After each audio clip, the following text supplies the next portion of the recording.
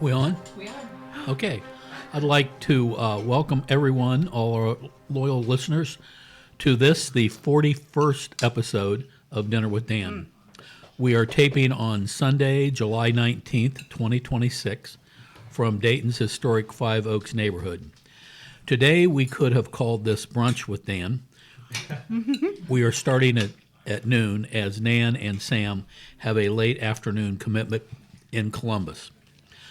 First, I want to let everyone know that our dear Dia made it safely back to her home in India. We know she is listening, so Dia, everybody at the table loves you and misses you. Come back anytime you want to. Now, I think you probably have a better understanding of her trip back, so why don't you fill the people in on Dia's trip back, which seemed to be planes, trains, and automobiles. Yeah, I don't know all the details. Kate might know them even better than I do. But I know, she Instagrammed me when she got back, I made it.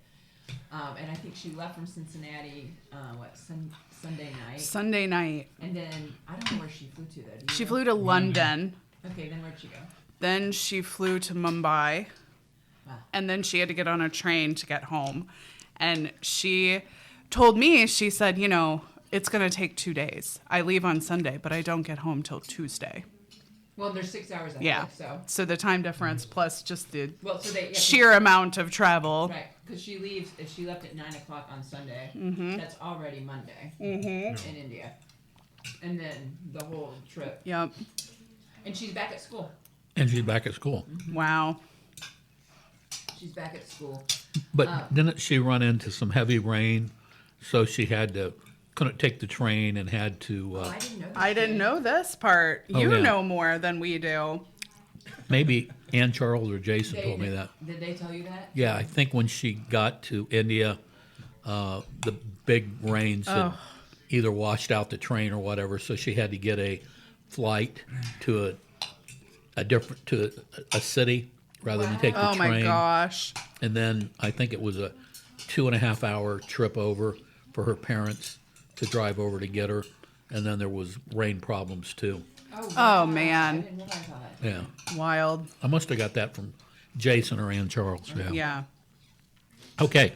Well, any event, we know Dia's listening because we do have worldwide people listening. So hopefully we got that more or less right. If not, Dia, let us know. You can fact check us, Exactly. and you can send Nan a text or an email or whatever, and we'll make sure that we have it right the next time. But anyhow, we miss you, Dia.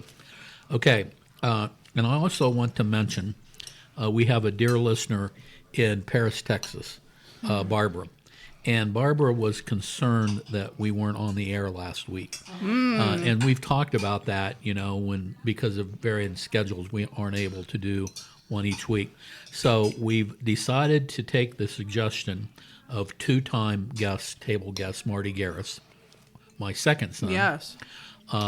And come up with new content for when we're not able to have a full Dinner with Dan review of a movie. Yes. So what we've decided to do is, and this is all Marty's suggestion, is we're going to have a decade review. Yeah. So I'm going to challenge each of us now. Well, we're not going to do it now. We'll do it later. That we're going to, you pick out your favorite best picture of the decade. Since there was only one in the 20s, we got to put wings in with the 30s. But we'll do the 30s, we'll do the 40s, and now since we're going to end with the 50s, we'll do the 50s.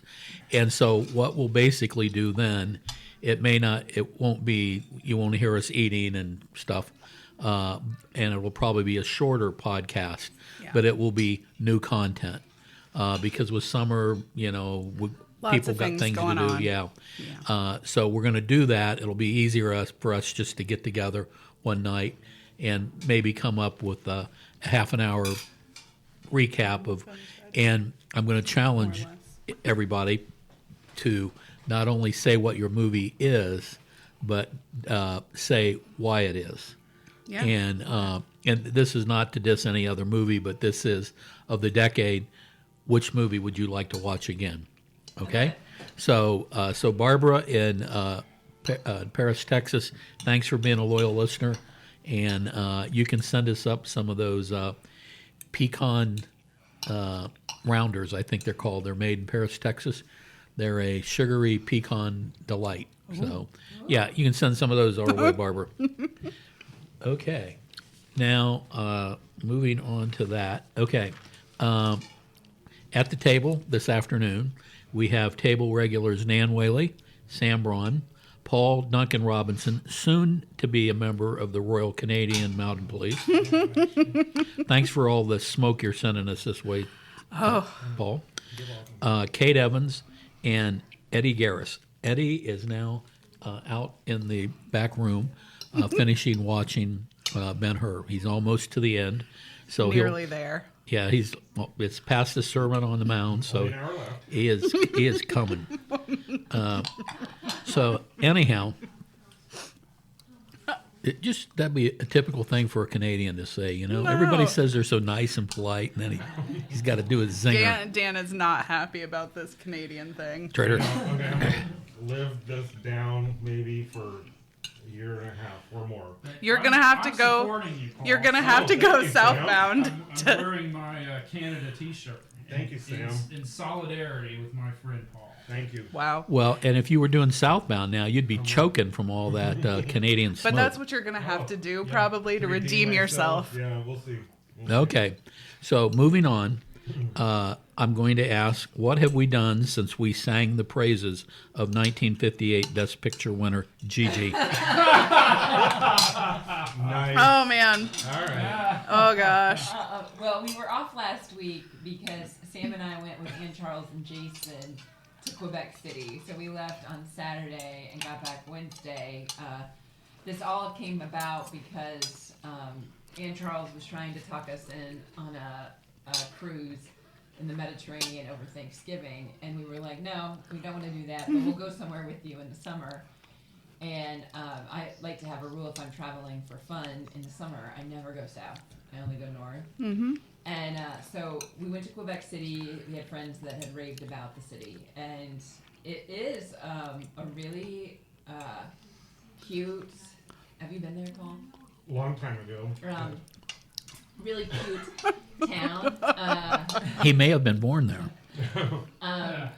It is. It's the oldest city in North America because that was continuously.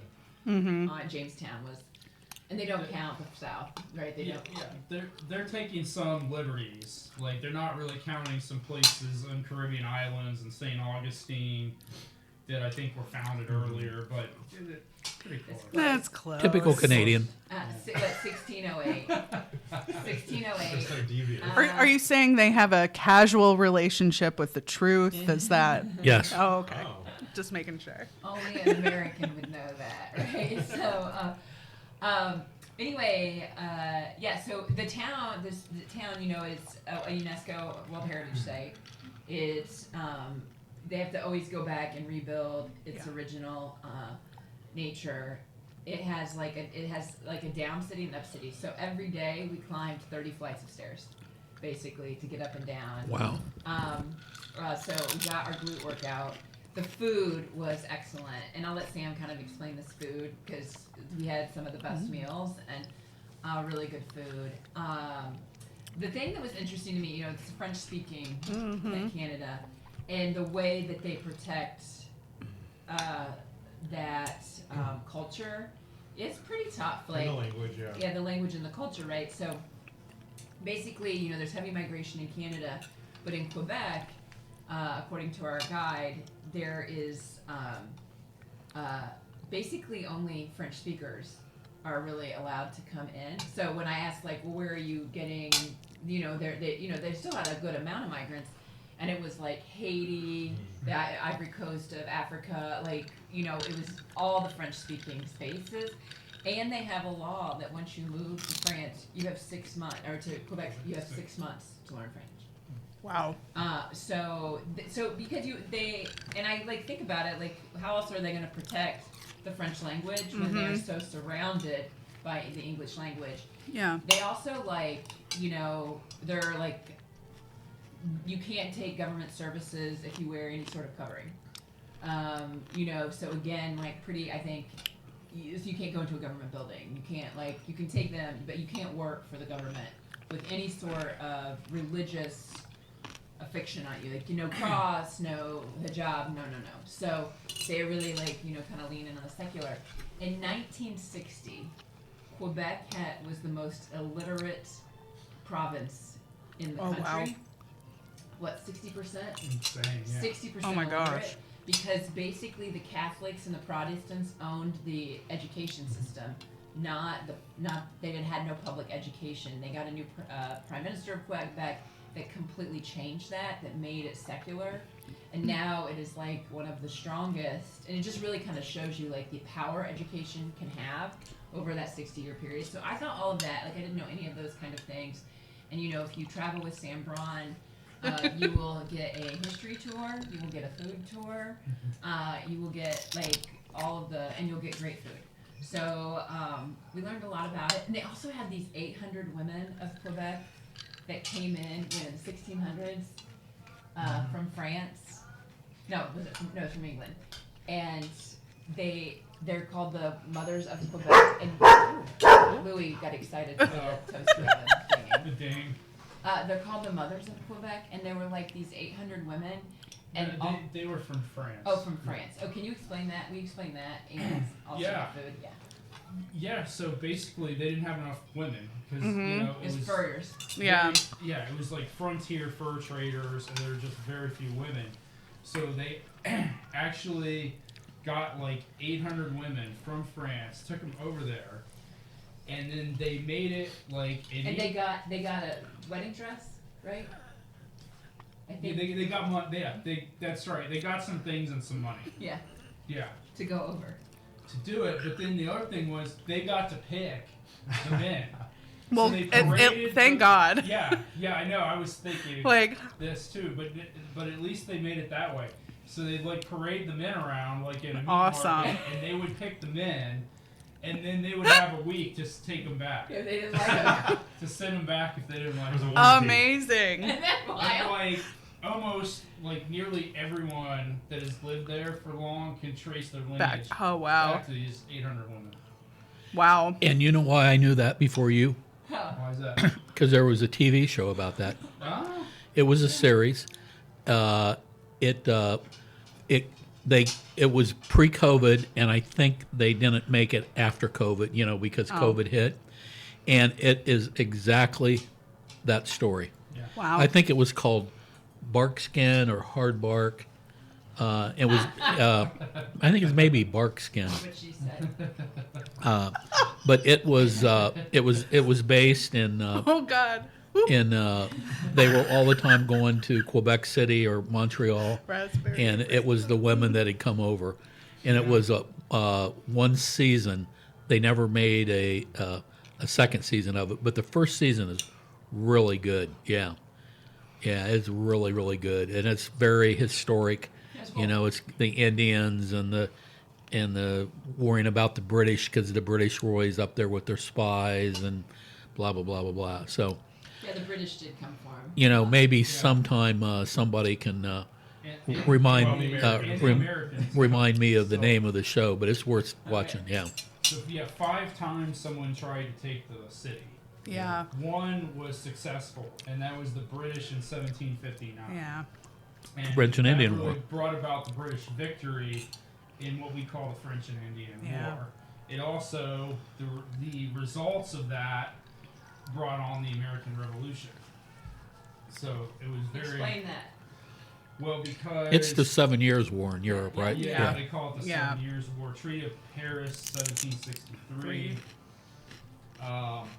So the British, by winning the war, opened up all this territory for the benefit of the Americans to settle it. All this territory that had been French throughout the Ohio and Mississippi River valleys.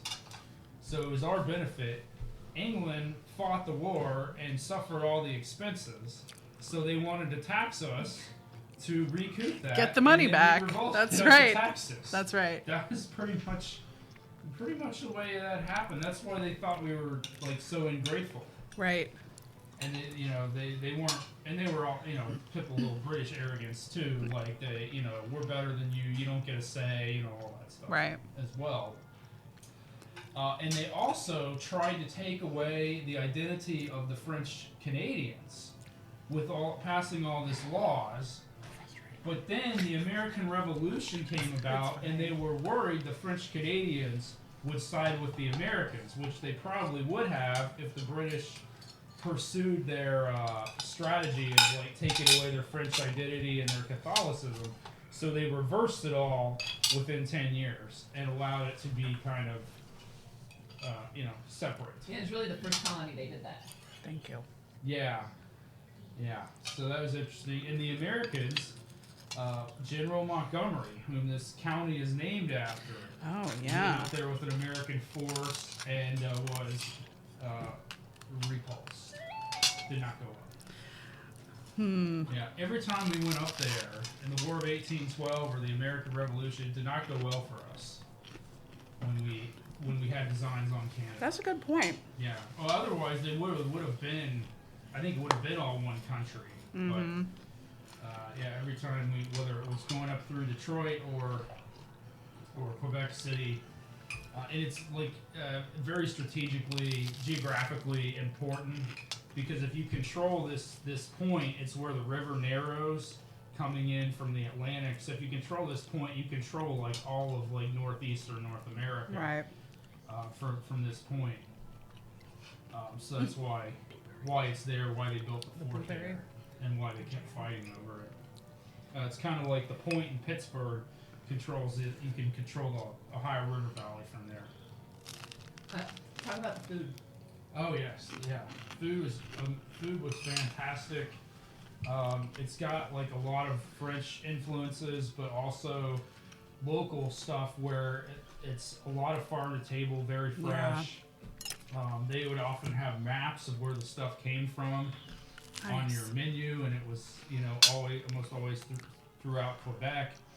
There's also, it's a little bit heartier than just French food, so a lot of pork and meat and potatoes.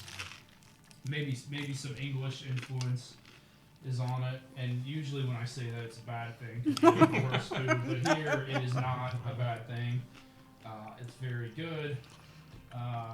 You get stuff like duck carpaccio and Oh, nice. things like that. Some good things with pork, lots of fresh seafood. So very good food. They make wine up there too. I don't know about Yeah. it's just okay. But you can get good French wines. Yeah. throughout the place. Oh, that's good. So we had a great time. That's good. Paul? Wow. Okay. Well, in no particular order since we last got together. Nia and Cheryl and I went down to the Front Street, art galleries, Loft. There was a food truck rally a couple Fridays ago. Rain was threatening off and on. But anyway, we went and had some barbecue from one of the trucks, so that was pretty good. What else? I went to book club last Sunday since we did not have dinner with Dan. So Okay. yeah, my monthly book club had not seen me since I think November. Wasn't a strong turnout because of summer vacations and all that, but that's okay. What did you read? We read a nonfiction book called Proto by Laura Spiney. It was about how a lot of the Indo-European languages are all related.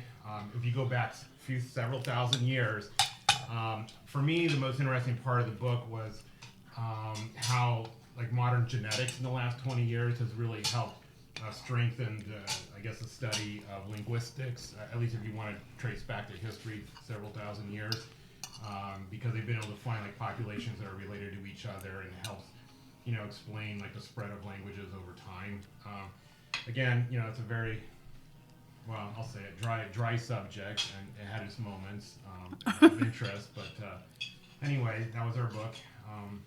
Who picked that book? It doesn't matter. Mike Murs? Michael Murs did not pick the book, but I did remind him that he's on the hook for A Man for All Seasons. And he agreed, right? He agreed, Okay. like he did with you. Yep. But we, so What else? I had lunch with my former boss at CareSource. She had retired a little over a year ago, and obviously I haven't seen her in a while, so we caught up. We went to Future Fest from the Dayton Playhouse.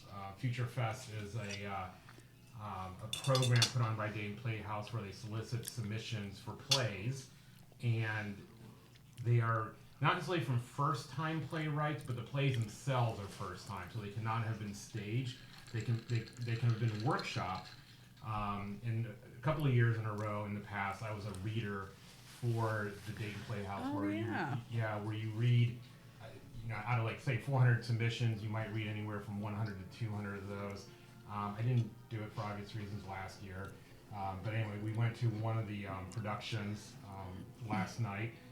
The playwright was one of the things that some people like about the Future Fest is that the playwrights are, for the 5 plays that are chosen, show up, and then there's like 5 professional adjudicators that have some role in the theater, generally from out of town, but not always, and they give comments, to help the playwright, maybe hopefully strengthen the play should they want to actually try to get this on stage.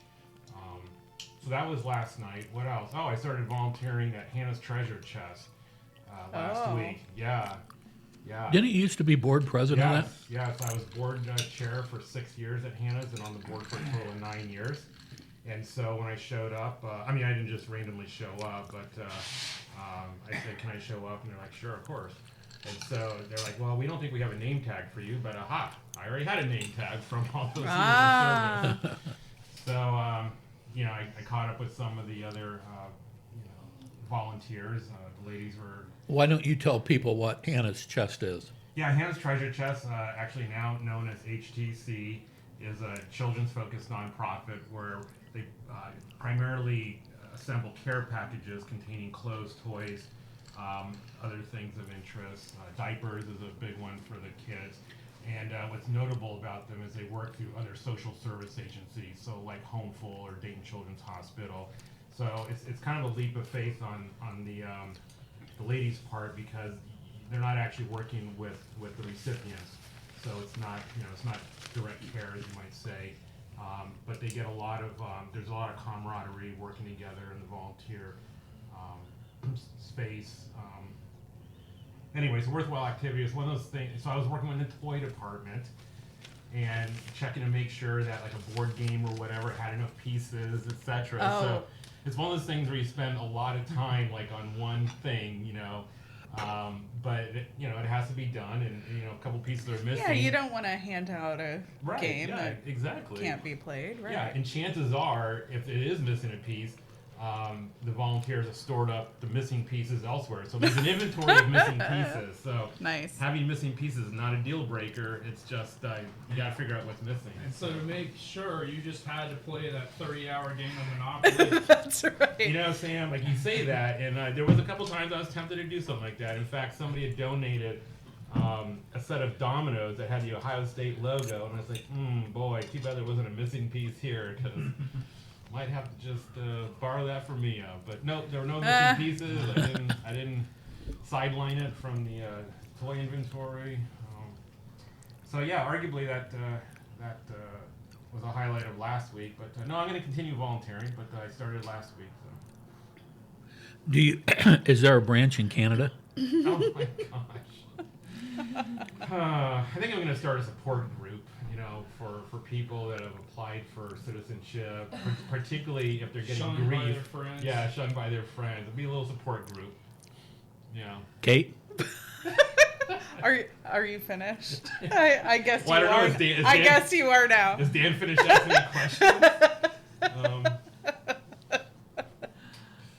Yeah. So that's Yeah, it. I think I'm done. No curling? No curling related Okay. activities.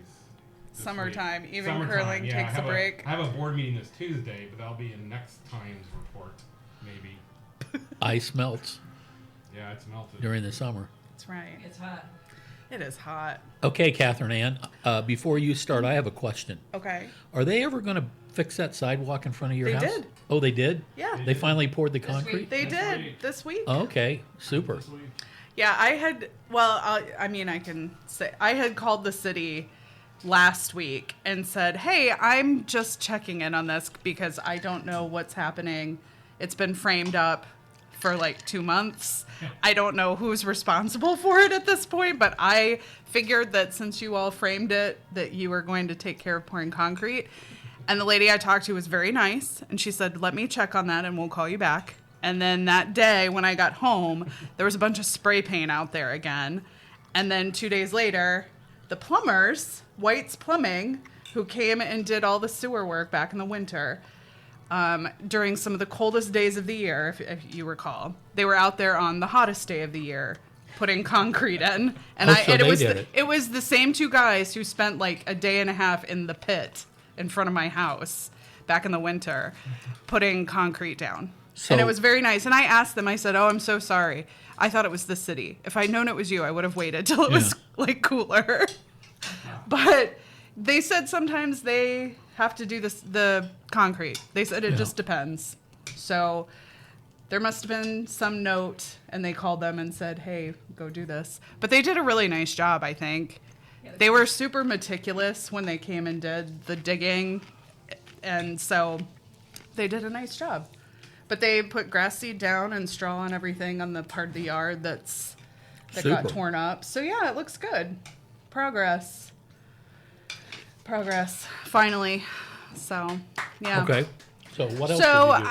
I've been working a lot. Like a lot. Lots of praise. Well, yeah, lots of regular days, evenings, weekend things. That I knew that's what the next few months would be, and that's what they are, and so here we are. Lots of work. Have you been able to get up to the lake? No, I haven't done that. But we took my dad out finally for his belated birthday dinner this week. We went to Dan's favorite restaurant, the Pine Club.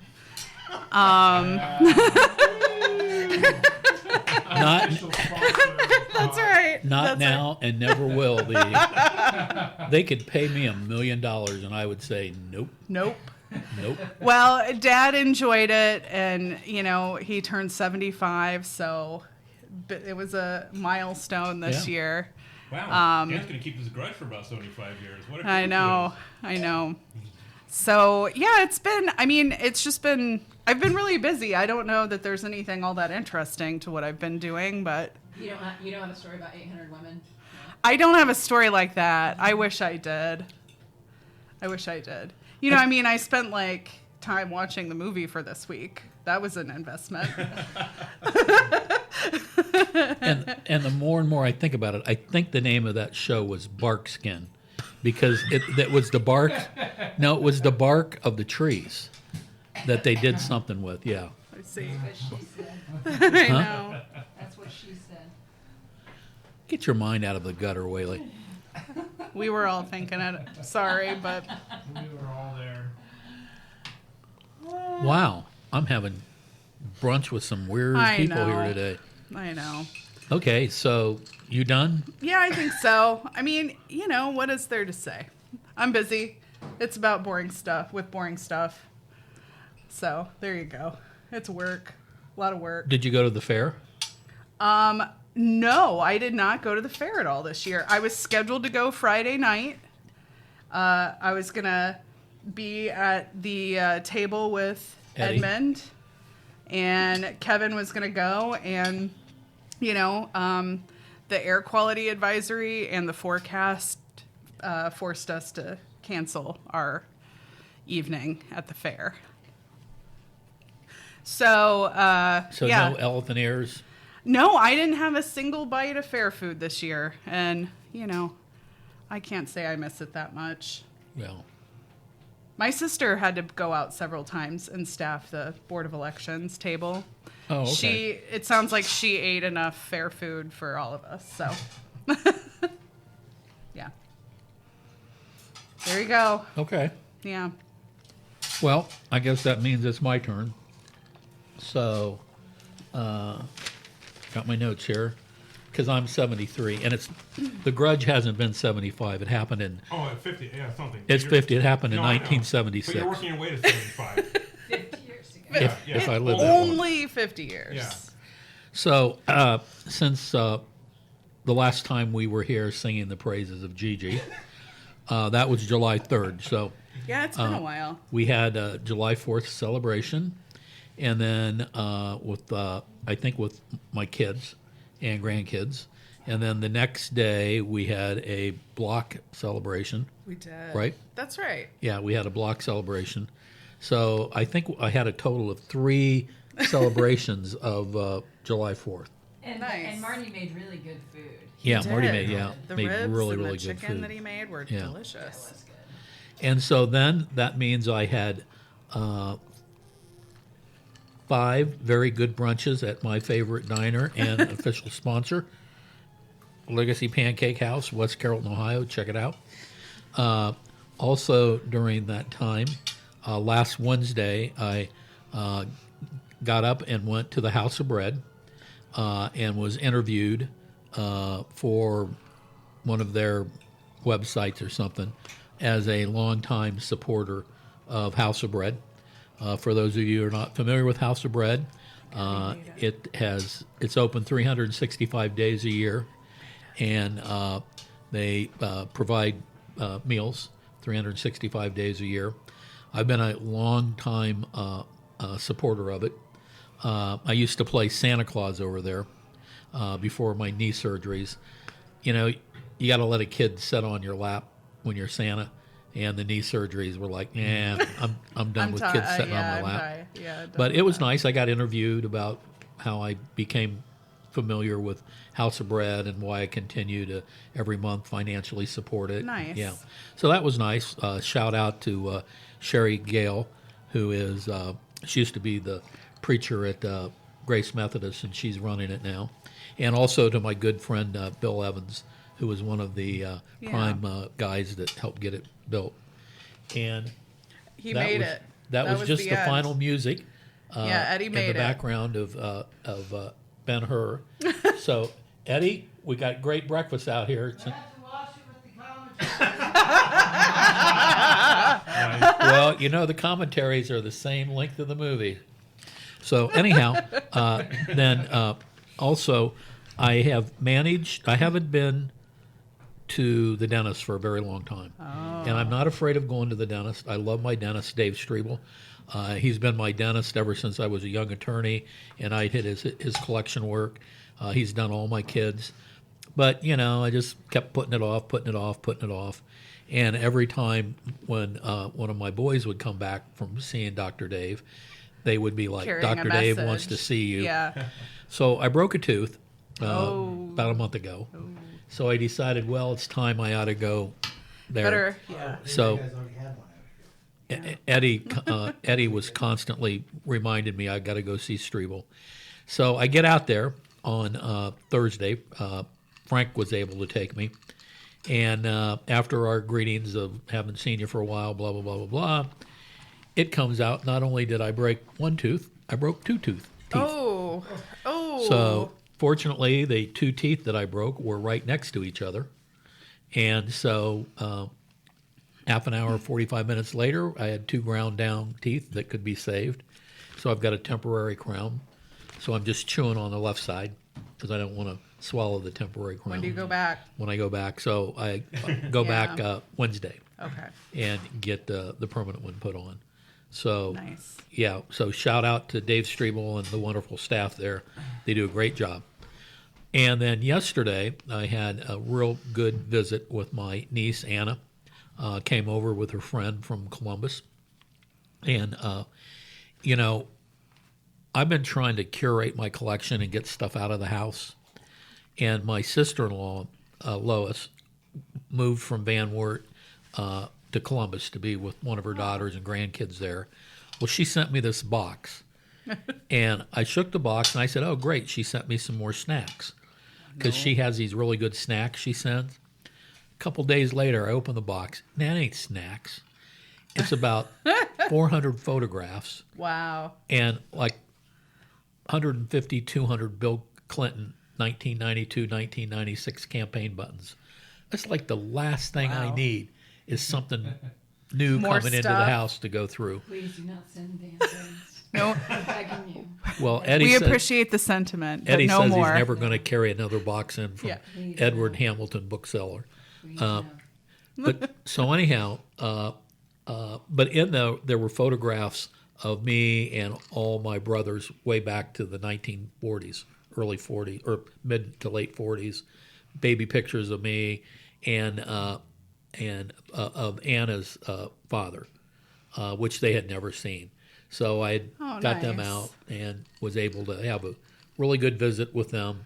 Good. And the good thing, well, it was good to see her, and she's a loyal listener. So shout out to Anna. And I'm working on her. She's a pharmacist, Okay. and she's full-time faculty at Ohio State School of Pharmacy or College of Pharmacy. So yeah, she's Very cool. smart as a whip. And she's a loyal listener. She's a couple episodes behind, but I was gently nudging her about being a guess. a That'd be guest. and great. she said she would eventually do it. Love it.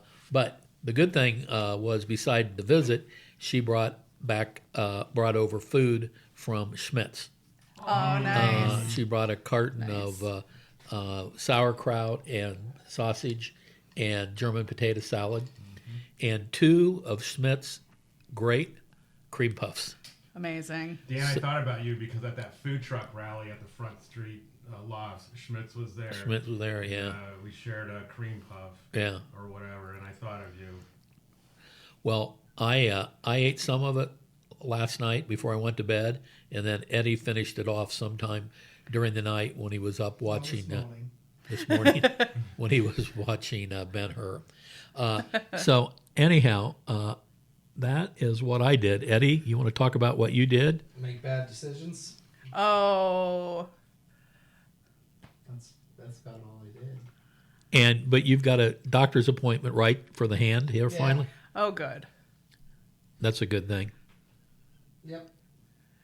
So Eddie's my main help with me staying in the house. Mm-hmm. So we got to get Eddie hand working back Onward, again. Gentlemen, or whatever they said in. That's German right. song that they say. Oh, On and the road in 80 days. yeah, Oh, yeah, Passepartout. Yeah, passport too. Oh, and the other thing Eddie and I did in this last week was we took care of Parker, who was Damien's Oh, yeah. dog. Yeah. So we had Parker for almost a week, Mm-hmm. and it was nice to have a dog back in the house. Yeah. Yeah, Parker's a good old dog, and we enjoyed having Parker back in the house. Yeah. Oh, that's nice. Okay, so there you go. We are now going to get on to the Here we Best go. Picture of 1959. I'm going to start off with it's Ben-Hur. It won 11 Oscars for Best Picture, and that year it was up against Anatomy of a Murder. Is that more than Gigi?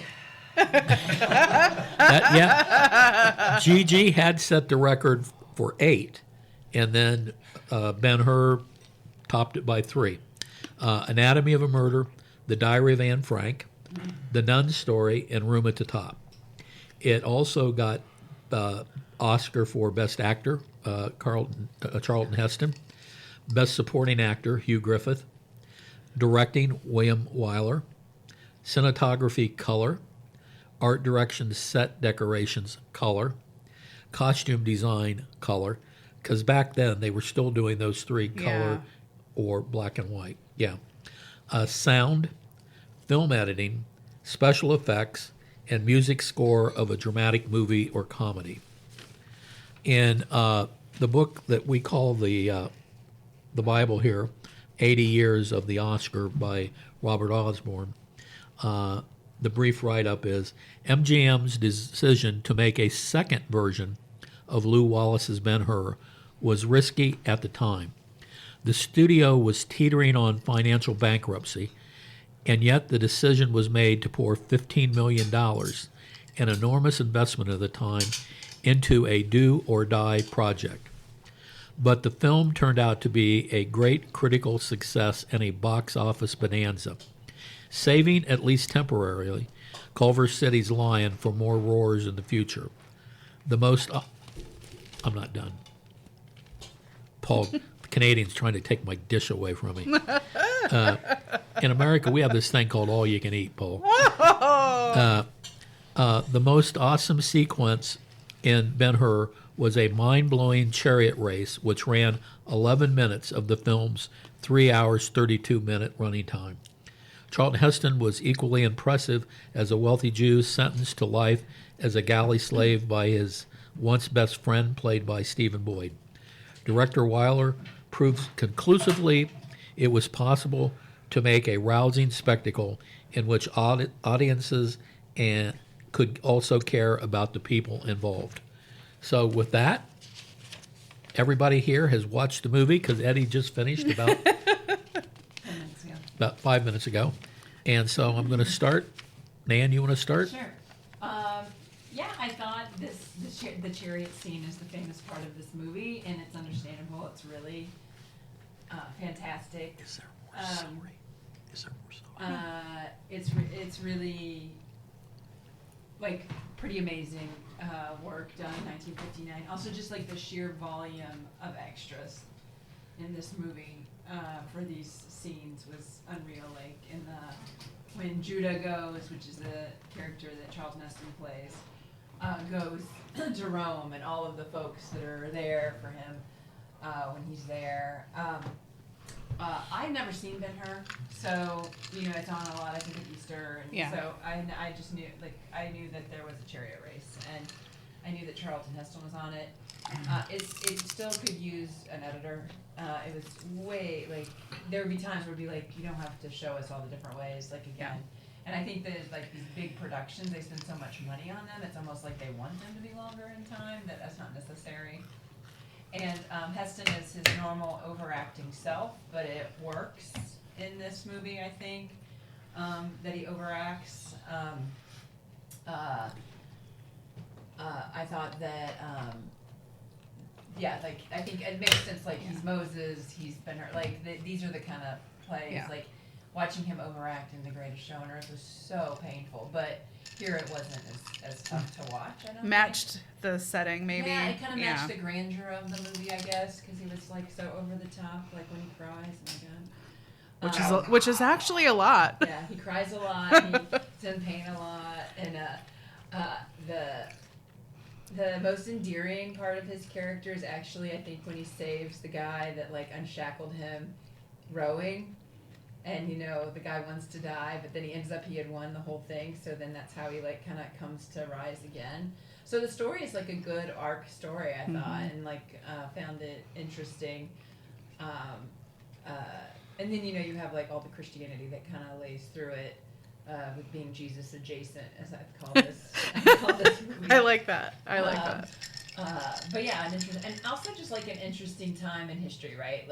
I think this movie does a nice job of kind of laying out that history a little more that you don't get a lot of, and I liked that. So overall, wouldn't go out to seek this on my own. Glad I watched it. Won't watch it again. Yeah. So, yeah. That's what I say. Sam Braun. Yeah. Oh, one more thing I want to say. The score is over the top ridiculous. It's too loud. You could hear it in here. They do not have the setting right for it, and it's just over the top. I'm not surprised it won because it was trying to win so hard, but way too much on the score, I would say. I think it actually hurt the film. Sorry. Yeah, too much, too dramatic. I think I read it was the longest score ever written. Yeah, that makes For a sense. movie.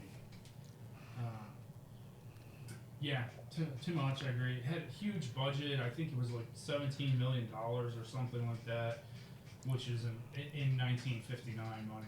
Yeah. It was an insane budget. With a marketing budget that almost matched that too. So Oh, did it? yeah, they were really trying to promote this. Yeah, and They were right. They made their money back. Yeah. Yeah, they made the money back. It was interesting because there's a couple of elements to the story. One is just kind of a man who is wrong, right? And you've seen a lot. Parts of it will remind you maybe some of a movie like Gladiator.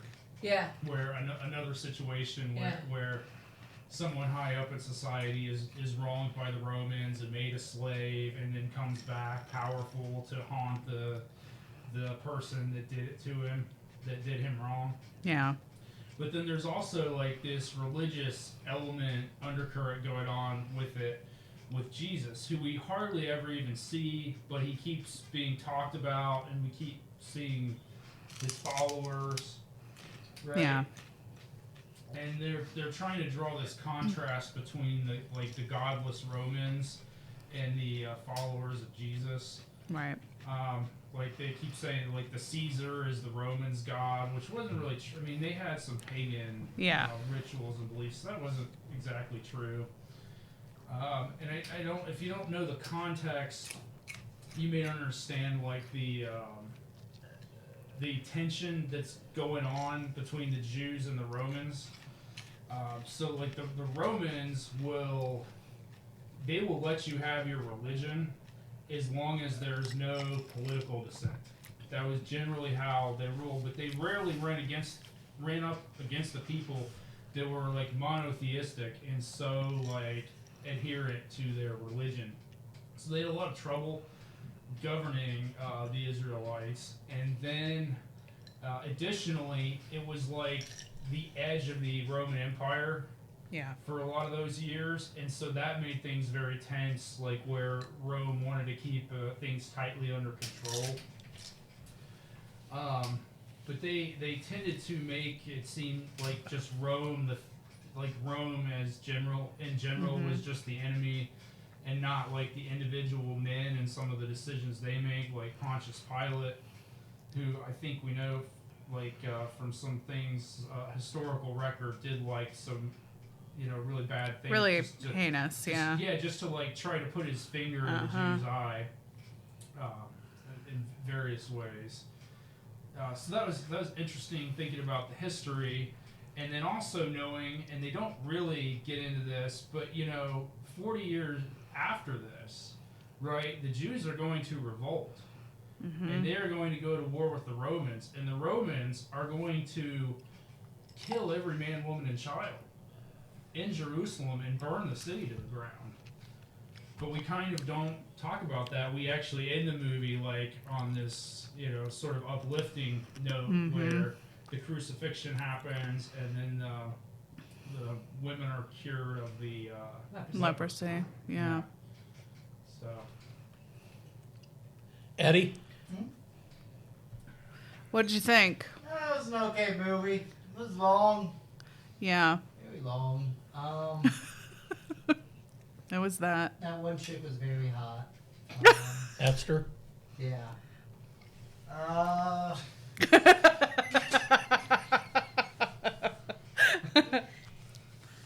These are my favorite takes, Eddie. I know. More, Eddie. That's amazing. what else, Eddie? The guy was kind of hot, too. Charlton Heston and Esther were hot. Yeah, he really gets big muscles rowing on the ship. Yeah. Charlton Heston. Yeah. A couple of good lines would keep you alive for the sake of the ship. And that's what he said after to the council. Yeah. After he rescued him and went into That town, was a so great line, Yeah. keep you alive for the sake of the ship. I thought the Jesus thing kind of just came out of nowhere. Yeah, that's about it. Paul? Yeah, I also want to say, I second what Nan said about it being too long and about Heston's acting. That was Yeah. I'm in agreement with those takes. My take. I really enjoyed the cinematography. I that cinemascope. I get that big horizontal picture. They definitely put a lot of care into setting the time and the place. I think Sam, you touched on that. Definitely deserved all those Oscars for costuming and all those. Set all those types of things. It was really well done. Kind of like what you said, Sam, about or Nan too. Like you said, kind of like Jesus adjacent. Like in some cases, like they were very explicit, like the birth of Christ. But then other things like the Sermon on the Mount. Like if you don't know that's the Sermon on the Mount, you have no idea what's going on. However, what I did like about that scene is that because of this like sweeping panoramic views they're doing, I mean, if it wasn't Charlton Heston, they had an extra that was like when they showed it from Jesus' perspective. That was meant to be him. Yeah, you could see like the Charlton Heston character, Judah, like way in the background, like walking, and then they would flash back to Charlton Heston walking. And I was like, that's pretty good attention to detail. The fact that they had all the extras, they obviously went all out to try to get a sense of place and time. They did a nice job on that. Yeah. At first, I was, I really wanted to comment about like how long the movie was, but then, through the help of Google, I realized that in the context of the industry, in the 50s and 60s, I mean, these epic movies were a thing. They were trying to draw viewers or audiences in, from TV with big time popularity. And I mean, I have a list of other movies, thanks to Google, that really this is not unusual for being so long. However, having said which ones? Since you have the list. Yeah. Yeah, well, I mean, I specifically looked for movies or asked, the AI to identify movies that were long. A couple of them we've already seen, like Bridge on the River Kwai was 161 minutes. But 10 Commandments, so these are all like the ones we aren't going to be watching. But like 10 Commandments is also 220 minutes. Ben-Hur was 212. Giant, 200 minutes. War and Peace, 200. In the 60s, we haven't gotten there yet, but we will watch Lawrence of Arabia. That's another one with a big score and a long movie, and I like it. Yeah, but it is long. Cleopatra, 4 hours. So I mean, and a not great movie. We don't watch that one. Right? Yeah, and so not only are these like epic movies, but like some of these are, very ancient history. Yeah. Like Cleopatra. Yeah. So I didn't really want to like dwell on it being too long, just because they were in the mainstream for wanting to do that. Although it could lead to some jokes where like it could have been longer. Like they definitely had to cut out scenes. They could have, like the scene, the battle scene on the water could have been longer. There are definitely opportunities to make it longer. Well, with a little Don't tell boats them fighting. Yeah. Well, it's also, it was before CGI, right? And so, we think of the chariot races, but for some reason, I actually, in addition to that, liked the scene, the battle on the water. I mean, clearly they're using, models, miniatures. Yeah. Oh, yeah. That for that time. Yeah. Yeah. Because they had fireballs, like they're in a really great scene too. They had to come up with these miniature fireballs to fight each other. So that was pretty cool. The plot hole, in some ways it doesn't really need like too strong of a plot, right? I mean, the story arc, has been mentioned about being wronged and then trying to seek redemption. I mean, that's not new. They're piggybacking on the story of Jesus, so they didn't have to invent that. So that's why for me, like some of the plot holes, like I didn't buy the fact that there was conflict between the Jews and the Romans. Like they don't really show anything. We're just taking it for granted that there's conflict, and it's just because Judah's. And it's hard to understand why. Right. What are they fighting about, other than like the Romans have power over them? Yeah. So I mean, for any Monty Python Life of Brian fans, I mean, there's more anti-Roman stuff for comedic purposes in that movie than there is in this movie. So I didn't really buy that, and it was hard to buy that Ben-Hur is a representative of these people, because he's done pretty well for himself under Roman rule. Yeah. Oh yeah. Yeah. And he's fictional, totally fictional character. And his whole, I mean, granted, he got put on as a galley slave, and he had to like through circumstances with the adopted son of the Roman consul. So he comes back to exact his revenge from a position of privilege, not like Russell Crowe in Gladiator, where he has to really slog it out to try to get his revenge. So and then maybe a controversial part, which Eddie, I was hoping you might say something here, is like, he wasn't set up. He didn't take care of his property, and the clay tile fell and almost hurt the governor. Houses are meant to take care of themselves. Yeah, property maintenance. No, that is not is the reason this started. He was responsible. Like, to say that he was not responsible. So I wish they had come up with a different plot device. I wish they'd come up with a different plot device to have him, that deferred maintenance really led to a huge problem. Yeah. Could have happened anyway. Yeah, it could have been. Yeah, something a little less random. Yeah. To get it to, and you could still get to the same point. Yeah. And have the, you could still have But the Roman overreact. I think though when he, his former friend who has come back was looking for any reason, right? Yeah, to make an yes, example. Agreed. So it didn't really matter what it was. Yeah, Yeah. agreed. Fair. So anyway, Dan, you have questions for me? You're giving me that look like you have questions. He's giving you a look like, oh, little Paul. Oh, Paul. All right. I'm done. Oh, I do want to point out that William Wyler, of course, Yeah. Kate was probably taking Kate's words from her. We would have seen him in Mrs. Miniver in 46, and it was Best Years of Our Lives. Best Years of Our in Lives. 46. Yeah. And then the producer, Sam Zimbalist, we last saw him, so to speak, when he was the editor for Broadway Melody. Yeah, Wow, yeah. 1929 winner? 1930. 1930. Yeah, second one. So, Yeah. I like the And who was tiebacks. William Wyler in this movie? The director. The director. Oh, so Yeah. he did Best Years of Yeah, Our he won Lives. 3 Oscars, and then he Okay. was nominated 9 more times. No Oscars Yeah. for those other 9 movies. None of the others were Yeah. Best Oscars, so probably not a coincidence there. Interesting. Yeah. Kate? Well, a lot of my thoughts have kind of been said already. So I've seen this movie before. It was like, as Nan pointed out, it was always on at Easter. And I remember bits and pieces of this movie as a kid, seeing it. I had lots of eye rolling as a kid about it because it was long and it seemed boring to me. And Charlton Heston was not impressive to me. No, the one I remember was always the 10 Commandments. Well, they'd show that too. With commercial interruptions, that It stretched it out forever.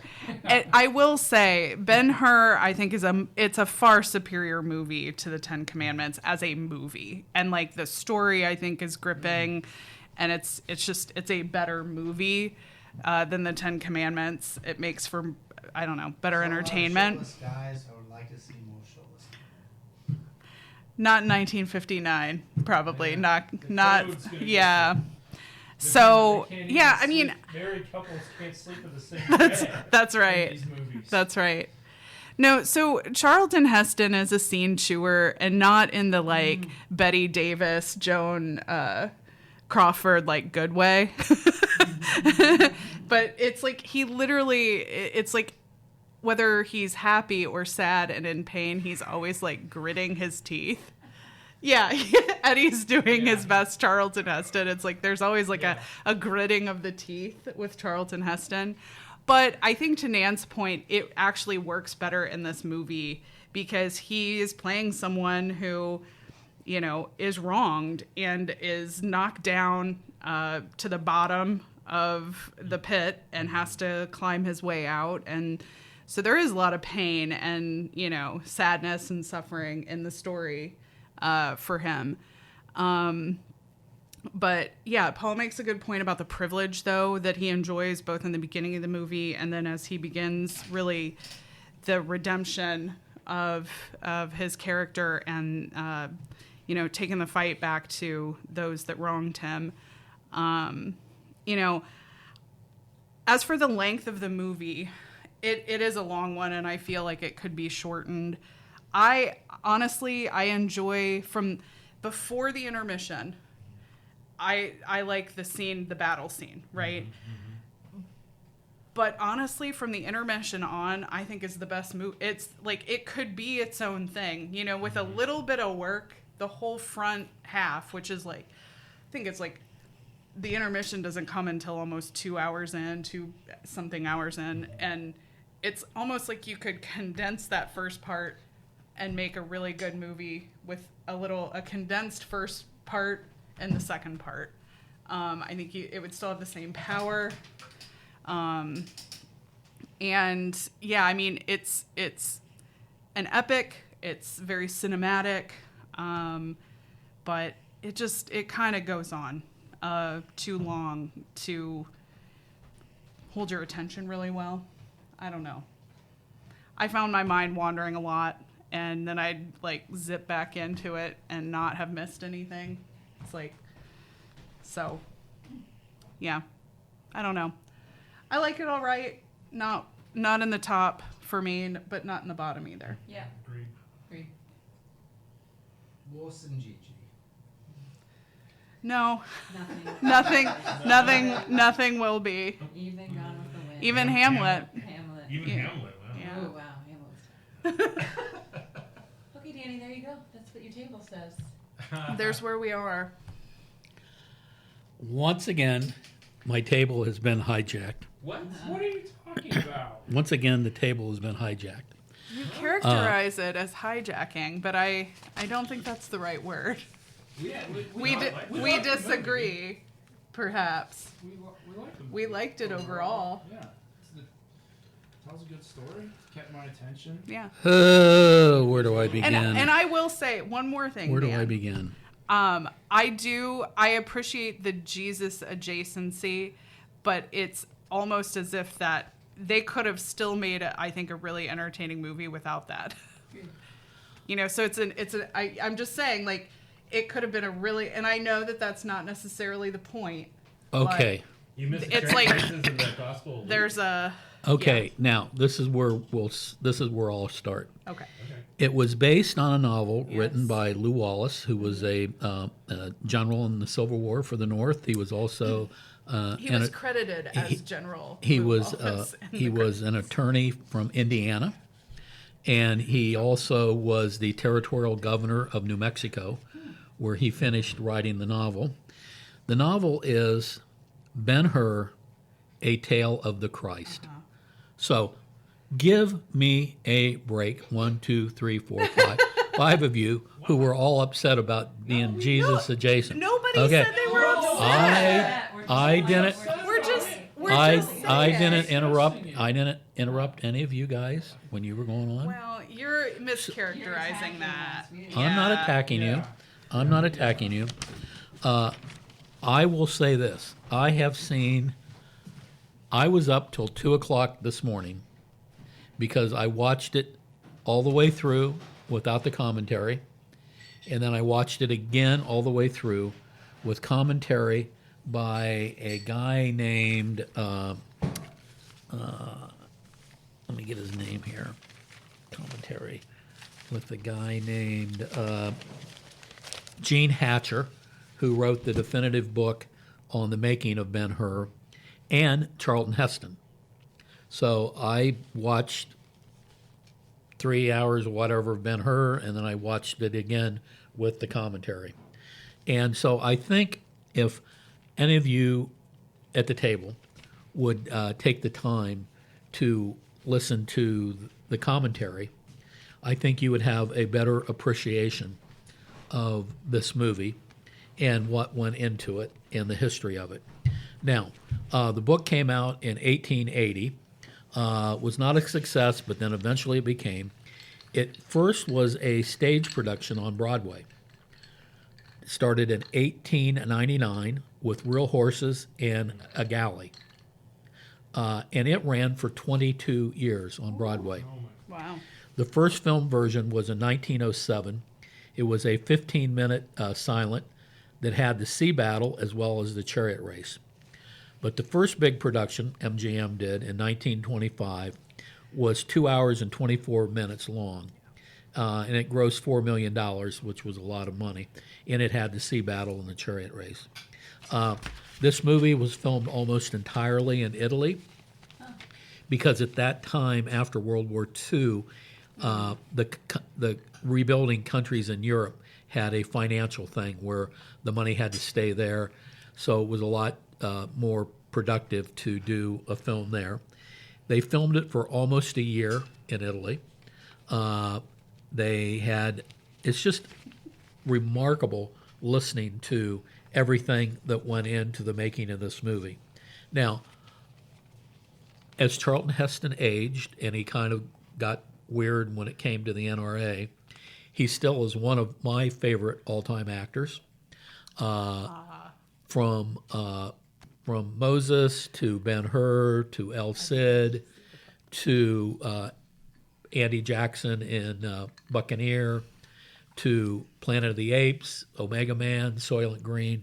I've always loved the acting of Charlton Heston. Some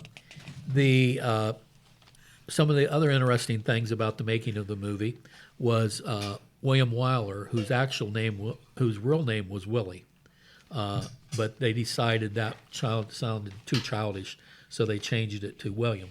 But he was actually legally named Willie. He wanted English actors to play all the Romans.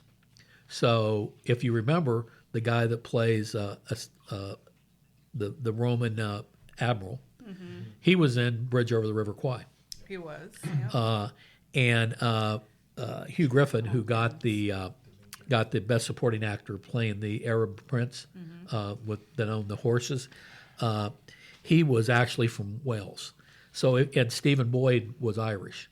So almost all the other actors were English, but for the woman that played Esther. She was actually Israeli. Smoke show. Yeah, she was. Very good-looking Can I lady. make a comment, Dan, based on what you just said? Huh? Can I make a comment based on what you just said? It's America. Oh, is it? I guess Stephen Boyd was not nominated for the role of Mimosa, right? But I think that's correct. yeah, I find that interesting because I thought that was a much stronger role than Hugh Griffin. Yeah, for the Sheikh. Yeah. Which was an enjoyable role, but I was like kind of stunned that Yeah. that's how that played out in the awards and the nominations. Yeah. Now, Charlton Heston was not the first pick to play Ben-Hur. Rock Hudson, Oh. Yeah. Paul Newman, Oh, Ooh. Marlon Brando, Burt Lancaster. Oh. And Got the muscles. Wyler actually wanted Charlton Heston to be Masala. Oh, interesting. Yeah. But anyhow, then that Martha Scott, we see her in a lot of movies. She's the one that played the mother. Also, to keep it historically correct, they had on the set a top scholar of Jewish history from Israel, who was always there to say, nope, they wouldn't have done this. Nope, they wouldn't have done that. So That's from good. from a Good to know. historical standpoint, at least as regards to the Jewish faith, that was all kosher, the way it should have been. And interesting enough, the woman who played the sister, she was actually discovered in Schwab's drugstore, which is that famous place where all the actresses are discovered. And they changed her name to Kathy O'Donnell because the press agent said, yeah, we Americans like actors and actresses with Irish last names. And we've So seen they her changed. before. We've seen her before because she was Wilma. in Best Years of Our Lives. Yeah. Yeah. So it's interesting. You see all these actors and actresses that are going in and out of all these different movies. Okay. Oh, and also William Wyler hired Jaffe, who had been blacklisted for 6 years. So that was a big shout out to William Wyler for doing that. And then, okay, then the other thing that I found interesting by listening to all the commentary was how much was filmed and then cut out. Because in the novel, there's all these subplots. There's all these romances that they're trying to force onto Ben-Hur. In Rome, they see her with the woman. Well, that was a whole subplot in the book, and they threw that out.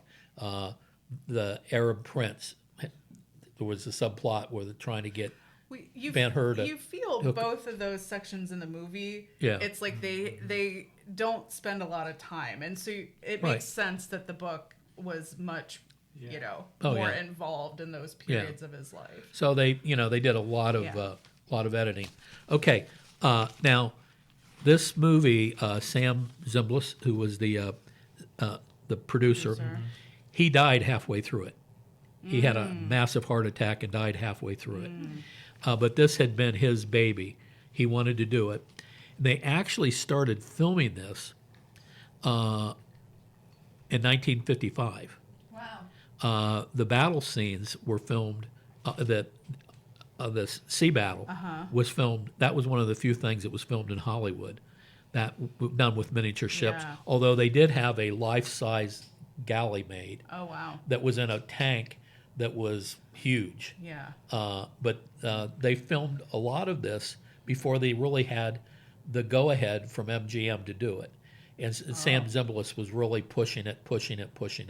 So I found that very interesting, that movie took so long to finally get the suits at MGM to kick up the money to finally do it. Okay, what else? Oh, so we get to the thing that's probably the most known is the chariot race. Okay, one of my you guys have heard me from time to time talk about my college girlfriend, loyal listener Eleanor Jean Butterball Payne, in Wichita Falls, Texas. She texted me or called me, I can't remember which, that she had just got done watching it, and she thought that they had changed the horses that won, by looking at, and she's a cowgirl because she's from Texas, by looking at their snouts. And she said, I'm not sure, you got to watch it again, blah, blah, blah, blah. So I'm watching it, and I'm like, okay. Well, when you listen to the commentary, you find out there were two teams of white horses. That makes sense. That you could use the horses for a certain period of time, then you had to rest them. Yeah. So there were actually two teams of white horses that they, and makes total sense. then they also had other teams of horses that were trained to do a specific thing. Like when they walk into the tent, those were specially trained horses just to do that scene. Yeah. And when they start eating a scarf, another specially trained horses, which I thought was very interesting. Yeah. It was a famous Hollywood stunt coordinator who did the chariot with all the horses. And I think, if I remember right, he was also a very minor beginner in that genre as a stuntman in the 1925 version of Ben-Hur. Okay, that's So, really interesting. Yeah, he had been there. Yeah. Now, when they bring the horses all in, all the 9 teams, they bring them in and they march them around in the arena. How they got them to stay together, they were all tied together. I wondered about that they were because all it was tied almost together. too Yeah. perfect. They- Yeah. They were all tied together. Now, with the exception of when they had to have the stunt doubles for Charlton Heston and Stephen Boyd, the other 7 guys that were doing the chariot, they were stuntmen from westerns. They were That makes Hollywood. sense, They were yeah. Hollywood stuntmen. They knew exactly what they were doing and everything else. Heston had already learned how to do a 2 chariot from being Moses in 10 Commandments, but 4 horses is a big difference. And so he spent a month learning how to control the 4 horses. Stephen Boyd only had like 2 weeks to figure it out by the time he got there for his filming. Heston was there like every day. That's right. Yeah. That's why he Well, lost. Heston was there. He's like in almost every scene. Yeah. But, these other people come and go and stuff Yeah. like that. And like Esther would leave for a month and go do another film Right. and then come back Come and do back. something. And it's, Yeah, with all makes these guys, sense. and so the race it's real. Yeah. There's no CGI in it. Yeah. But they filmed it at different speeds. That makes And sense. then they were able to put it all together. Yeah. Like where Heston goes up and over Yeah. and he falls out, that was an unplanned accident. The guy who was the head stunt guy, it was his son, was playing Heston. And you can, when you can tell a little bit. well, because Yeah, of the wig. hair. It's Yeah, the hair. It's the hair. And when you do the commentary, you hear all that. It's like, yeah, you can tell when it's not Charlton Yeah. in the chariot by Chariot. the wig. Yeah. And the guy, his dad had said, now make sure you're buckled in when you go up and over. He had forgot to buckle in, so he went flying out of God. it and had to struggle to get back in. But the film was so good, they're like, oh yeah, we're leaving that in, which I thought was very interesting. But those horses were trained to do that. That was done intentionally. Yeah. And they said, the guy that wrote this book, that there was 3 big myths of Ben-Hur. One, that somebody died during the chariot race. Not true. Some people got hurt, but nothing was major. No limbs were broken or anything. That if you look close, you can see a red Ferrari parked. And he's like, I've watched this movie. Is it not true? And the other one was that you could see Charlton Heston had a wristwatch on. And I'm like, nah, not true. So I thought that was interesting. Now, after they got the chariot race filmed, the film editor spent 3 months making that race what we see today. Yeah. It's amazing. And, today it would just be all CGI. Some guy with a belly as big as me sitting in his basement would be do. Well, certainly And the editing and the chariot race would be done. would likely Film be, editing. yeah. Yeah. They would have had real people in the audience. That would have been CGI. We know. Right, It's yeah. interesting that we're watching this at the same time that the Odyssey has come out, which has, has like really consumed Yeah. a lot of the pop culture Yeah. talk. And that was shot on 70 millimeter IMAX film, which is something Yeah. that is like rarely done. Right. And so it had to be spliced and edited, Yeah. kind of it, The old school the way. old school way, more so than most movies these days. And it's fascinating to think, that this is just how it was always done back then. That takes a lot of effort and a lot of like patience and time because Yeah. they're physically splicing film together. It's Yeah. making decisions to cut frames, Yeah. like frame by frame, and then cutting and splicing actual film. Are you gonna go see the Odyssey? I want to, yeah. Yeah. Because it seems like pretty amazing. Yeah. Now, all the sets were basically real. The big statues and the thing, those were actually big statues. Yeah. They were 30 foot tall. Another thing that I found really interesting, I'm just trying to look at my notes.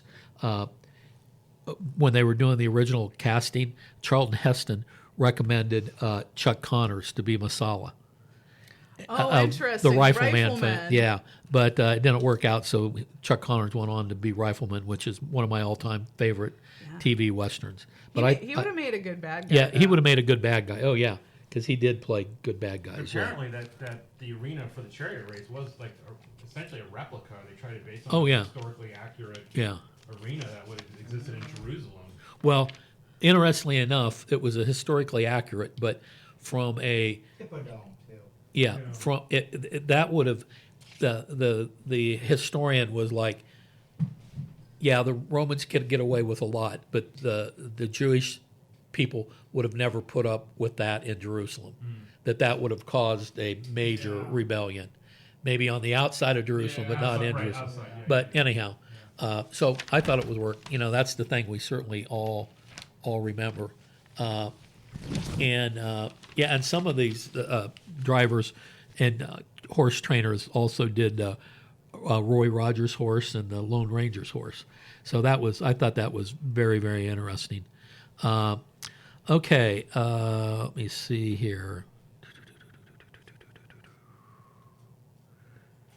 And just as an aside, Charlton Heston was talking about what he learned about it was you had to put the strongest horse on the inside because he has to bear all the weight when you go through the turns. And you put the fastest horse on the outside because he has to run the longest distance in the curves. And I thought that was kind of interesting that it got down to, that detail about doing it. Okay. And then the other thing that is different about this movie than I think, you've all some of you have not been happy with the soundtrack. There's no music during the chariot race. That's true. Just the hooves. There's no music during the chariot race. Just those hooves Yeah. pounding. Might be why it's the best part of the movie. Okay, now oh, man, I tell you, I gotta. You know, they're Tough talking about crowd. packing the Supreme Court now. I got to talk about packing the table here. I think I think I need some people over. Oh, Wait till good grief. we actually caucus before this to gang up on you. Like we're all for this movie. Okay, now the other thing is, in the stadium, that was over 2,000 extras, and they were just basically unemployed people that wanted to be extras, and they would check in. They had bags that they put their clothes in. They gave them the clothes to wear into the scene, and then at night, when they were done shooting that day, they had to give them the clothes back to get paid. So nobody could take off with because they were pinching every penny. And on the last day of filming, that was not in the script for everybody to jump out of the stands. They did that. The crowd did that on their own. Wow. And it was just like spontaneous that everybody just jumped out, started doing that. And that scene where the guy picks up Masala's totally ad-libbed, and they're like, okay, we'll keep that. That looks good. Yeah, it looks good. So I thought that was very interesting. Yeah. Now, when they did the leper colony, that was a cave on the outside of Rome, and their problem was homeless people were living in it. So they had to work around the homeless people. Now, the other interesting thing, too, and I didn't write down all these notes, but about leprosy back then, it could have been leprosy or it could have been any other skin disease. I'm sure. Yeah, that just all got bunched with leprosy. And so it could have been psoriasis, it could have been this, it could have been that, but it was seen as you were unclean. Right. So Had to be cast away. the commentary talks about the Jewish tradition of they had to wear rags and they had to say I'm unclean, but it could have just been something as simple as bad psoriasis. But anyhow, so let me see if I got anything else I want to bring up. Oh yeah, they do talk about how MGM was almost ready to go belly up. One of the things that did save them was they re-released Gone with the Wind. Oh boy. And Well, why not? well, They knew it was popular, and they didn't Yeah. have to make a movie again, right? Right, They yeah. could make money off a movie they already had. right, oh absolutely. And you younglings now are so used to clicking your phone on and seeing whatever's going on anywhere in the world. But back then, I mean, I didn't see Gone around the World in 80 Days for almost 2 years. Yeah. Till it finally played in Van Wert. Same thing with this. Okay, and Paul was right. They did have a lot of merchandise and a lot of promotion that went into it. And then the other thing I thought was interesting, they didn't want it to be too religious. Yeah. Because they didn't want to offend anybody. So that's why they had the Jewish historian rabbi, and they really toned down that part of the book. And that's why Weiler did not want anybody to see Jesus' face. Well, So you never see his face. And that's to my point about how they made the movie. That's why I say it wasn't a diss. Right. I'm just saying that it was almost so absent that it didn't need to be there for this to be an entertaining movie. Yeah, I don't think Like they needed, that was my point earlier. It's Well, like it but was it's just the book. so No, I get it, but like you just said that they made a choice not to lean hard into the religious parts of the book. And so they made choices to kind of keep that on the edges. But And that's my point is like Well, it was so on the edges. I Yeah. felt like honestly an entertaining movie was there with or without it. I kind of like. I thought it would. That not was all. seeing It, Yeah. Made it. And I called it Jesus adjacent. And I actually liked that. Like, Yeah. I liked that it didn't show yeah. his face. I liked that it was just like. It wasn't super. Like he kind of religious. drifted in and Yeah, out, it was you like know. during the time Mhm. of Jesus, and this guy Right. was moved by Jesus. Right. It took him a lot to get there. Yeah. I mean, Jesus gave him water and he missed it. And he forgot who he was. Yeah. So, but I liked how they did that. I actually liked Yeah. I mean, can't think of another movie that's Jesus adjacent. They're usually like Jesus, you know. So I kind of like that. So anyhow, you bring up the thing about water. That is another thread that runs through the whole thing Yeah. about water. You know, from almost from the beginning to the end, it's the water, and you know, kind of really ends that way. You know, with the big rainstorm Right, and Jesus giving him water, and then you know, getting water on the galley and da da da da da. So. Yeah. So I thought that was interesting It's how life-giving. they, life-giving, how they Yeah. arc that all the way through it.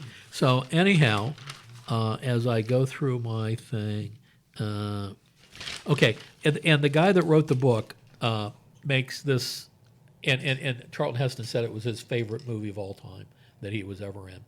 The guy that wrote the book said, and this I think is where I see things different than you guys do. Back then, theater movies were struggling to fight TV. They were struggling to fight TV. There was no reason for people to go to a movie, pay the movie. Right. You could turn the TV off if you didn't like it. You didn't have to leave your house. You didn't have to get dressed up. You didn't have to do that. So the whole thing about they needed to give people a reason to leave their house. Sure. And you just talked about the Odyssey. Well, they're trying to give people That's right. a It's reason, an epic a reason to leave the experience house. Yeah, you to can't go do have it. with a TV. Right? And that's and that's it's meant why for the big screen and I understand you guys think these movies are too long and everything, but you know, Around the World in 80 Days, Ben-Hur, we're going to get into Lawrence of Arabia. I mean, they were epics designed to Sure. get people not to turn the TV on, but to come to the theater. Well, that's why I didn't like. For me, I didn't hit too hard on how long it was, because I mean that was what was going on, right? I mean, Also, the Odyssey is very long. I understand. yeah. Oh, yeah.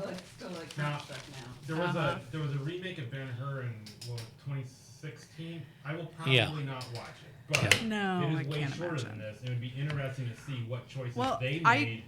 Have you seen it? the silent version Yeah. is a bit less too. Yeah. Well, it's 2 hours, 24 minutes. Yeah. But it's Yeah. not 3.5, 3 hours and whatever. Interestingly enough, on put that, myself through last there night. was the when they were getting ready to do the chariot scene, and that was, you know, there's first unit, second unit, third unit. Right. I think the chariot scene was directed by the second unit, and so they all watched the silent film which is Be- that scene in the silent is really unbelievable. because they said they wanted to do it better than that, and after they watched the silent, they said, "Oh, we're screwed.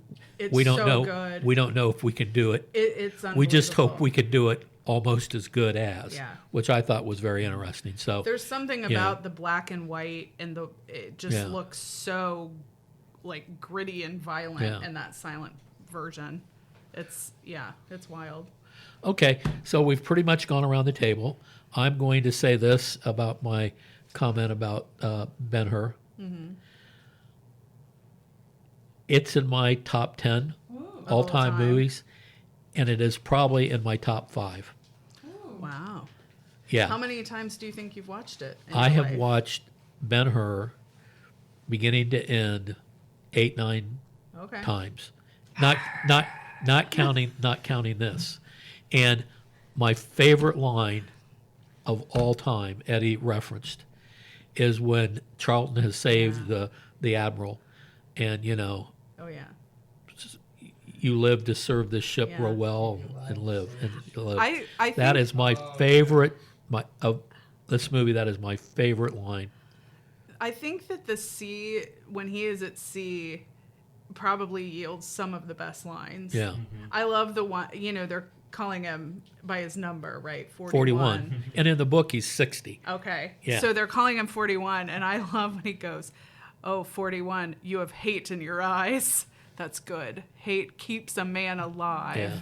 Well, and then he says, I can't believe that God has going to let yeah. me die chained to an oar. Yeah. Yeah. There's some very, Yeah. very good lines on there. But that is my favorite about, What is the line again? Your favorite line? you live We keep you alive. We keep you so- alive. to serve the The ship, ship. row well and live. We keep you alive to serve the ship. I believe Row that's well it. and live. Okay. Yeah. Yeah. Yeah. And he says that to the He's console when he's on like a little Yeah, it's plank. So he's keeping Yeah. him alive. Right, I remember Yeah. that. Yeah. So anyhow, that was so yeah, it's Top five, in yeah. my it's probably in my top 5. Well, okay. I mean, Casablanca is my number 1, but this is, and I understand what you guys say about Charlton Heston, and I'm sad the way he ended up. I think when they made that movie Bowling for Columbine, I think Myers was a jerk for doing that to him because he already had Alzheimer and was in the beginnings of dementia, made him look like a doddering old fool. That was, I think, and I'm not Michael Moore. Michael Moore, yeah.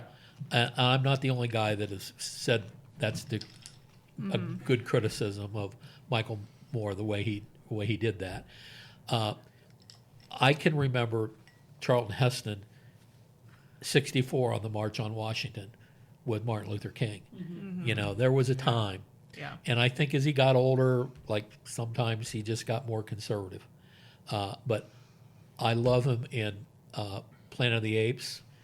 Get your paws off me, Dirty you ape. damn dirty apes. Yeah, I mean, I really try. Just to be clear, I try to separate Oh, yeah. him as Yeah. a person. Yeah, to his absolutely. acting. He is an overactor.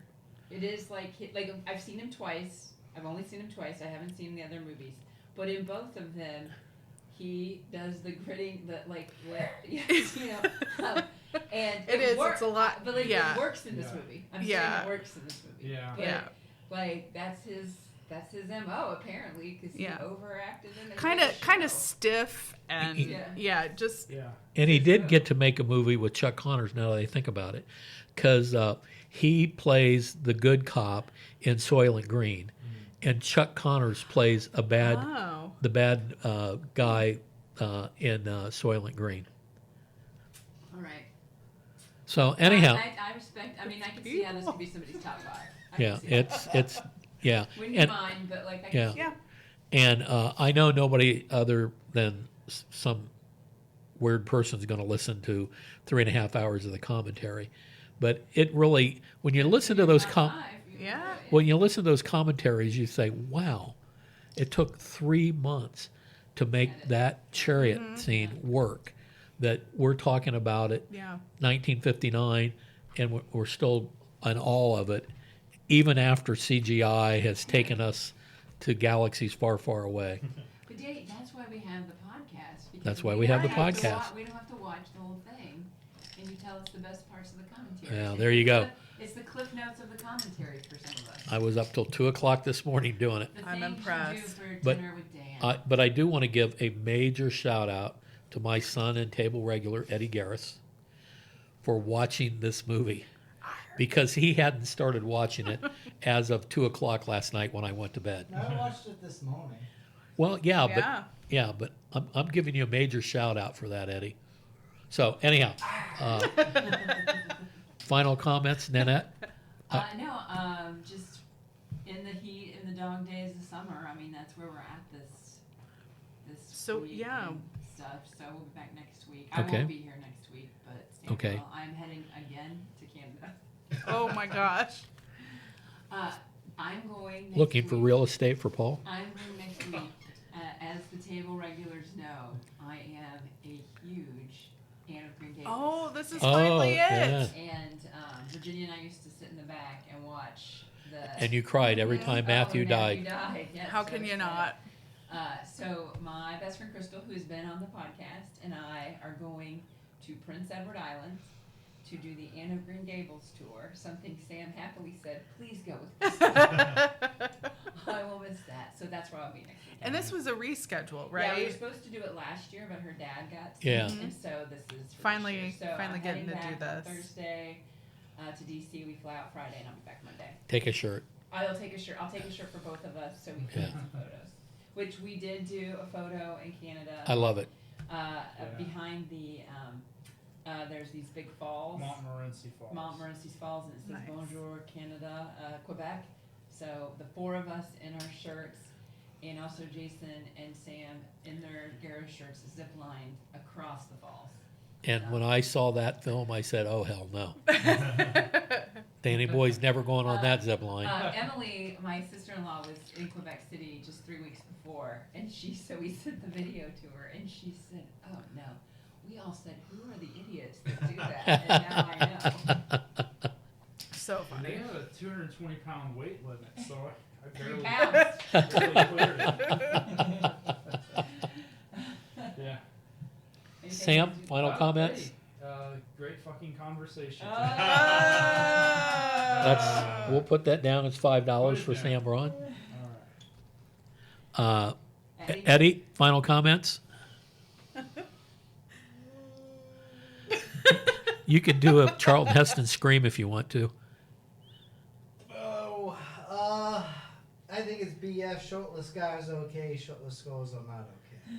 That's very anti-feminist. Well, there you in my go. opinion. Well, and since you brought that up, another thing from the commentary, when they filmed the scene where the Nubians were dancing Oh, yeah. in Rome. Yeah, there wasn't zoomed in once. It was Well- terrible.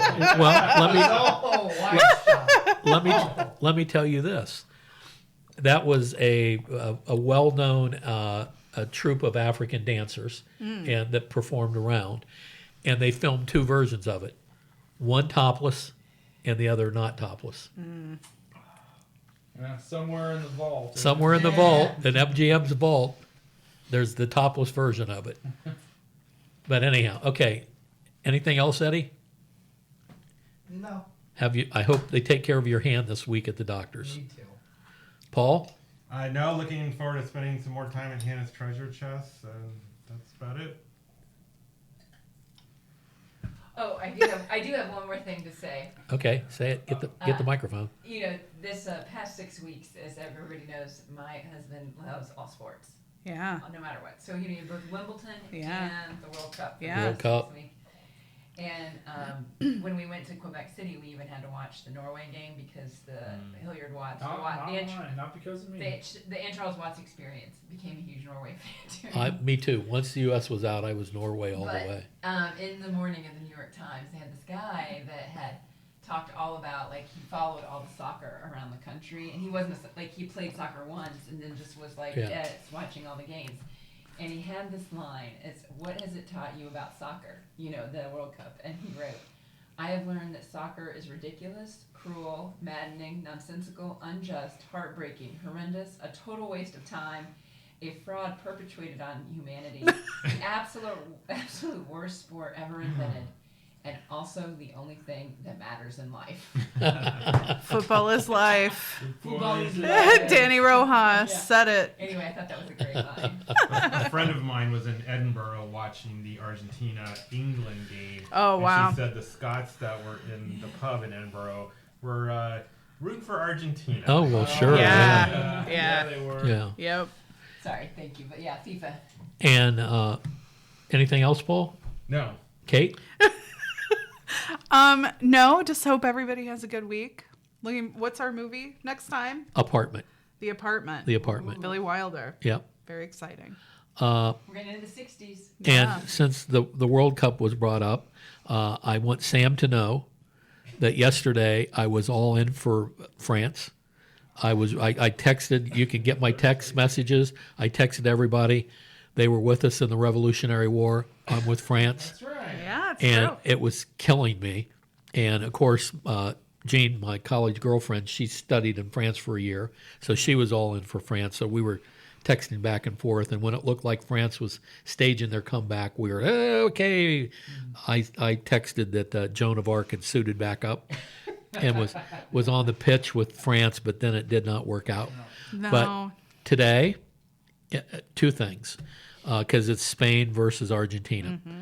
In deference to my daughter-in-law, whose family is from Chile, if you know anything about South America, every country in South America hates Argentina. Yes. It's true. Yeah. And That's especially Chile, because they have that long border that they share, Yeah. and they share Patagonia with Chile. So I said, Carla, Argentina? She said, oh, hell no. And plus, I finished watching Lucy Worsley. Oh yeah. You know, who's that British historian. I love her to pieces. And I think she's smoking hot, too.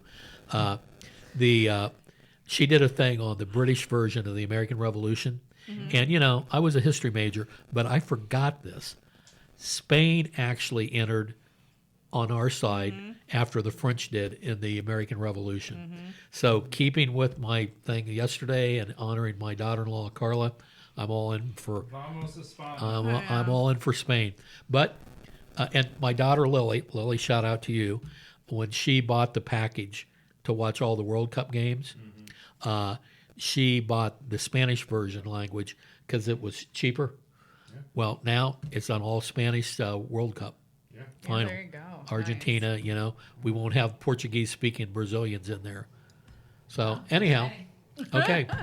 Been a fun 6 weeks. Yep, Yeah. It's been a fun 6 weeks. I want to thank everybody for another great podcast. And Dan, we will miss you next week, but you're going to be here, Sam. Yes. Okay, and we've got the apartment to watch. And with that, I'll say thank you to all loyal listeners. Dia, we really missed you. Paul made a great fruit salad today, which would have been super for you. You would have been face first into it. Well, yeah, you know, because she was vegetarian. Yeah. And so with that, I'm going to say Godspeed and fair winds until we meet again.